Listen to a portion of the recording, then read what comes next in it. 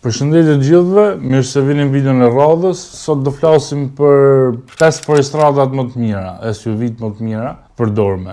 Në ditët e sotme forestradat pëlqejnë më shumë se kurrë, që të gjithë prodhuesit e makinave kanë filluar të prodhojnë forestrada, duke përmend edhe Ferrarin, Porschen që nisi pari, Lambon, edhe Rolls-Royce, të gjitha kanë filluar me bëj forestrada, edhe numri i forestradave SUV-ve është gjithmonë rritje në shitje.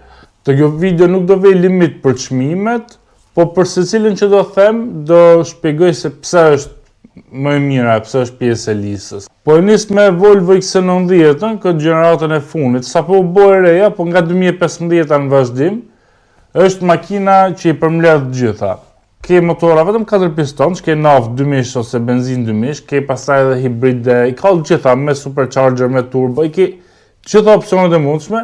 Është dizajni më i bukur për forestrada, është perfekt. Do më thonë që në pamje të jashtme, dizajni interiorit, cilësia e interiorit, siguria në përplasje është shumë e sigurt, të makinat më të sigurta, që është edhe me më shumë yje të këto crash testat, është perfekt do më thonë. Tashi ajo nuk është për të shkuar në mal, është për makinë familjare, për forestrada është perfekt i mulot gjitha, edhe si çmim të përdormet kanë rrojë çik tashi. Po do me thonë, X90 ai përmbledh çdo gjë që duhet nga forestrada. Okej, përveç qëllimit kryesor të forestradës që është për shkuar në mal, por nuk përdoret sot për të shkuar në mal më nga asnjë.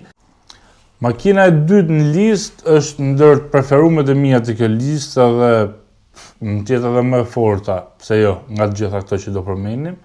Është Toyota FJ Cruiser. Është shumë e veçantë, nuk prodhohet më, ka qenë si dedikim për FJ Cruiserat e vjetër në dizajn, shumë e bukur, dyert mrapa të vogla që hapen kështu suicide në krah të kundërt. Motorin 4000 V6 me aspirim, që nuk pyet fare për asnjë gjë, to vetëm vaj filtra duan.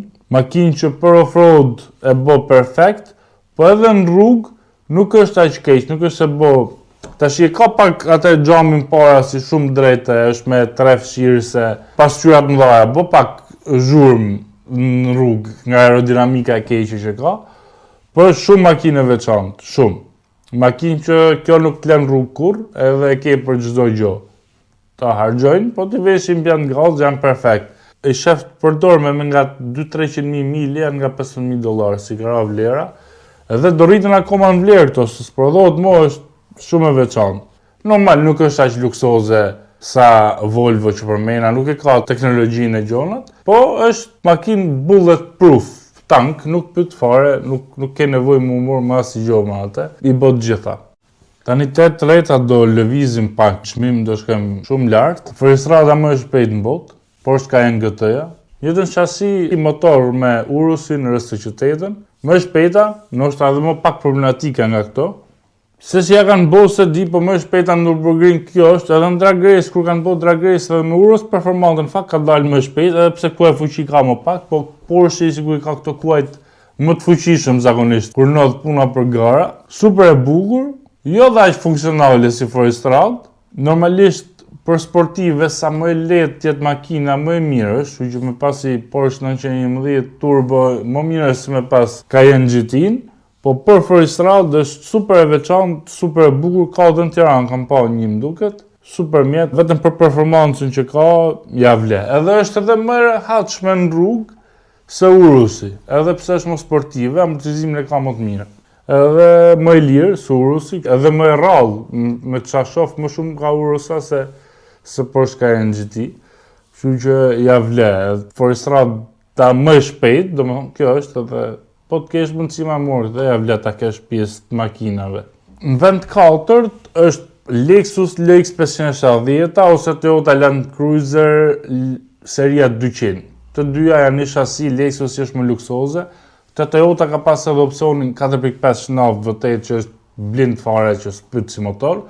Po edhe 5.7 V8 benzin që është edhe Lexus e Toyota, janë shumë motora të fortë dhe s'japin probleme fare. Këto të përdorme të 2008-2009 janë nga $20.000 mi marrë jashtë, nga €30.000 në Europë. Llogarit që për shembull, llogariti Porsche, ai BMW X5, ai Cayenne të asaj kohe e merr me 6-7.000. Shumë më pak se gjysma e këtyne. Edhe kjo për faktin se janë shumë të forta, shumë të sigurta, nuk japin asnjë problemi asgjë dhe janë të mëdha, të bollshme, edhe kanë kualitet. Nuk e kanë luksin nështë atë makinave europiane, po nuk prishen, nuk ngec, nuk prishet as motori, nuk prishet as butoni i xhamit, as probleme elektrike, s'jep asgjë.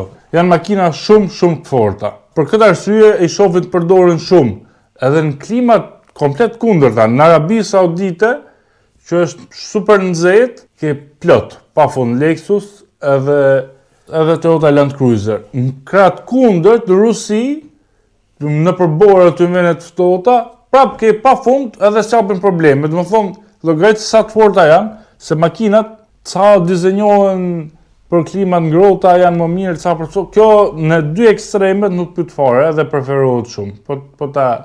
Po të shofësh gjithë i kanë në terrenet më të vështira Toyotën e marrin, se është më e forta. Tani, në vend parë, do bini dakord dhe ju që duhet G-klasi, po jam shumë i dyzum për cilin model të G-klasit. Tashi, ky aktuali që u bë facelift tashi, që ka dalë nga 2018 e mrapa, është më i miri, se edhe i merr kthesat, nuk është shu si traktor si ato tjerët, po më i veçantë është G6R6, që ka qenë të versioni i vjetër, sidomos me qenë Brabus, ajo është komplet jashtë kësaj bote. Më i veçantë nga të gjitha, pa ato bën nga 800.000 edhe 1 milion euro.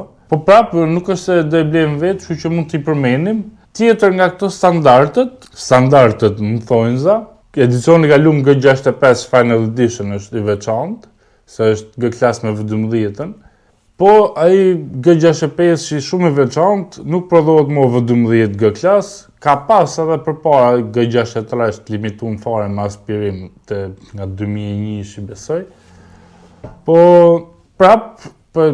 po zgjat një edhe nuk po zgjat modifikuar se do bëjmë video tjetër për këto makina të modifikuara, po zgjat G63-shin e fundit. Është super mjet, edhe pse nuk bë shumë sens, po G-klasi ka dhe ndjesin që s'beset ajo bin shumë makina, është i veçantë. I ka rujt ato veçantit që ka pas formën e jashtme paka shumë, që në fillimet e veta, dhe i tani, edhe është si lloj statusi.